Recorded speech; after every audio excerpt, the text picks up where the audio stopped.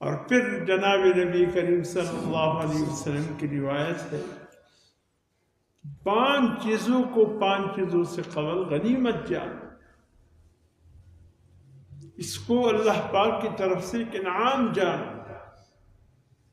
ये 5 चीज़ें हर इंसान की ज़िंदगी में इंसान को मुयस्सर हो जाता है, वक्त आ जाता है।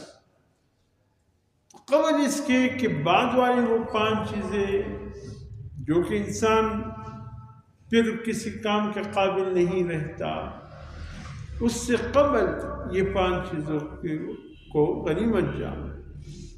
पहली बात फरमाया, सेहत को गनीमत जानो बीमारी के आने से पहले।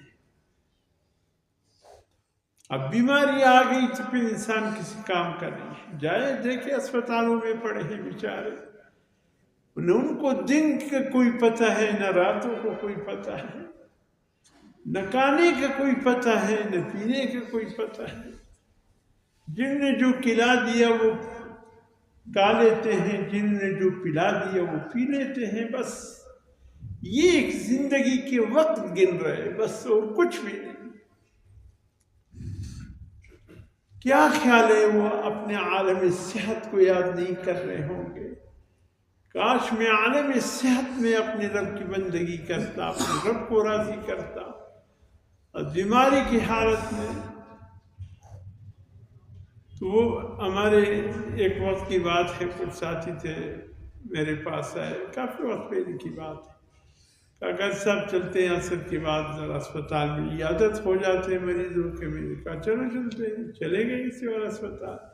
मरीजों को हालत देखा, फिर वो साथी तबलीगी ज़हन का था, उससे कहा अगर अल्लाह ने सेहत दी तबलीग में वक्त लगाओगे? कहा अभी से तैयार हूँ, अभी से ले जाओ मुझे, अल्लाह की दीन में मैं वक्त लगाने को तैयार हूँ।